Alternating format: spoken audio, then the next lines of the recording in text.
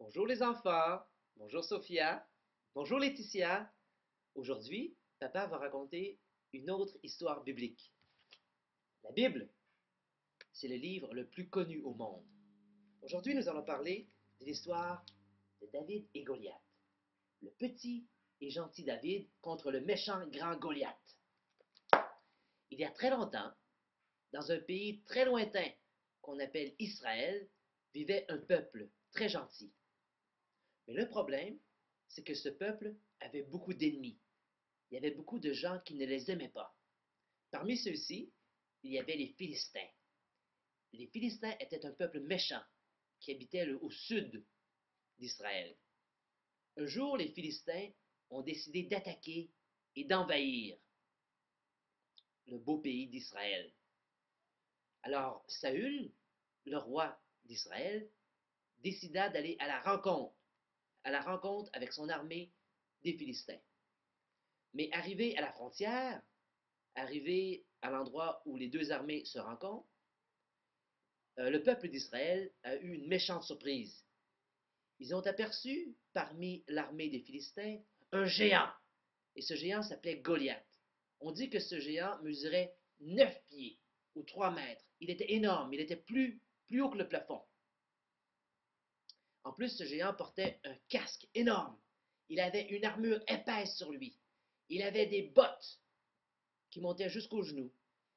Il avait une énorme épée. Il avait aussi une lance. Il avait un bouclier pour se protéger. L'histoire raconte que pendant 40 jours, tous les matins, ce géant sortait de l'armée des Philistins et allait haranguer, insulter et se moquer du peuple d'Israël. Il leur disait: Je vous mets au défi de venir me battre. Envoyez-moi votre homme le plus fort et je vais le battre, je vais l'écraser, je vais lui tordre le cou. Tout le monde dans l'armée d'Israël avait peur. Même le roi Saül, le plus grand homme du peuple d'Israël, avait peur.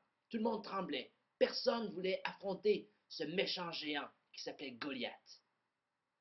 Pendant 40 jours, Goliath est sorti de l'armée et pendant 40 jours, il est venu insulter et se moquer du peuple d'Israël. Tout le monde avait peur de ce géant. Je vais vous montrer une photo de Goliath. Voilà.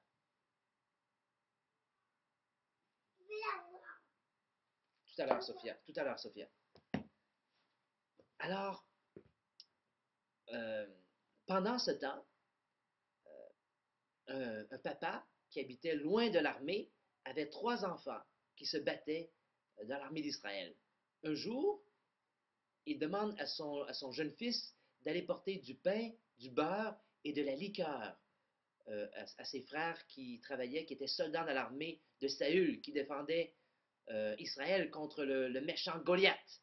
Et aussi, il voulait avoir des nouvelles, parce qu'à cette époque, il n'y avait pas de radio, il n'y avait pas de télé, il n'y avait pas d'Internet non plus. Alors, ce petit garçon s'appelait David. Le papa, qui s'appelait Jesse, ou Jesse, demanda à David d'aller s'informer et d'aller porter de la nourriture à ses frères qui étaient dans l'armée de Saül, qui défendait Israël. Alors, David part avec son chien et sa valise, et il marcha pendant plusieurs jours.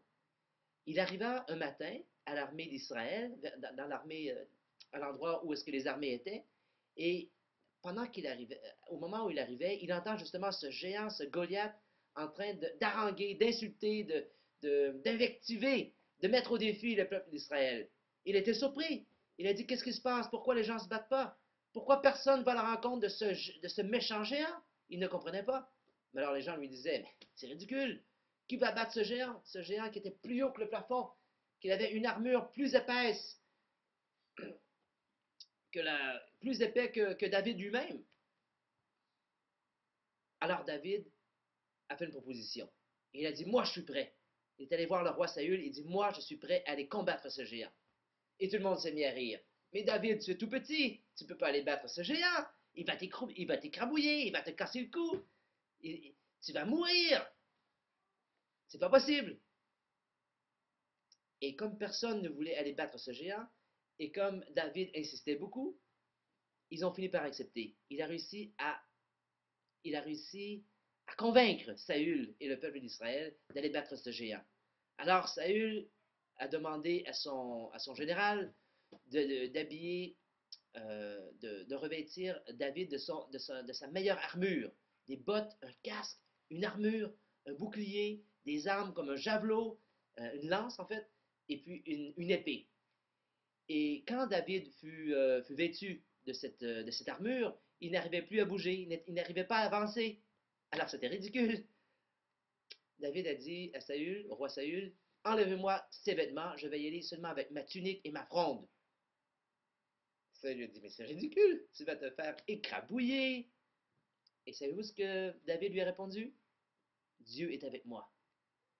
Et ce géant n'est seulement qu'un être humain. Il dit, moi j'ai Dieu qui est à mes côtés. Ils ont fini par accepter. Alors David part à la rencontre de ces géants avec une fronde et une poche de cailloux, simplement. Imaginez, c'est ridicule.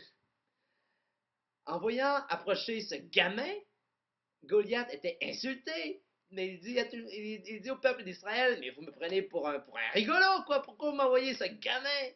Il se moquait de David. Il dit, je vais t'écarbouiller, je vais t'écraser, je vais te tordre le cou, je vais te couper en morceaux. Mais c'est ridicule, cette histoire. Et David continuait à avancer. David n'avait pas peur. David euh, avait une différente perspective sur la nature vulnérable de ce géant. Dieu est avec lui, quoi.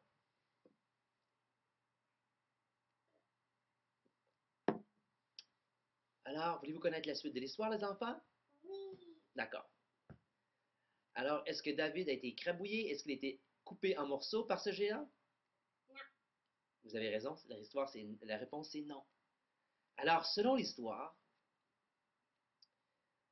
pendant que le géant l'insultait, l'invectivait, se moquait de lui, David prit un caillou de sa poche, il l'a mis dans sa fronde et il a commencé à tourner la fronde. Il lança la pierre grâce à la fronde. Le caillou est venu frapper directement Goliath en plein milieu du front et Goliath fut assommé par la vitesse, par la rapidité du caillou. Et Goliath tomba par terre. Tout le monde était estomaqué de voir que ce géant de 3 mètres tombe à terre. Évidemment, on s'attendait à ce que Goliath se relève. David n'avait pas d'arme, alors se dirigea vers Goliath, et avant que celui-ci puisse se lever, il lui arracha l'épée, et savez-vous ce qu'il a fait? Il lui trancha la tête d'un coup d'épée. Boum! Ensuite, il prit Goliath par les cheveux, il prit la tête de Goliath, et il l'a montré au peuple des Philistins. Il dit, voyez ce méchant, voyez votre géant. Il dit, Dieu est avec moi, je l'ai écrabouillé, je lui ai arraché la tête. Et à ce moment, les Philistins furent saisis d'une grande peur. Il dit, comment un gamin, comment un petit garçon comme David a réussi à abattre notre grand Goliath, notre géant, notre force. Ils furent saisis d'une grande crainte. Tout le monde se mit à trembler dans leurs culottes. Et ils se mirent à courir, à partir.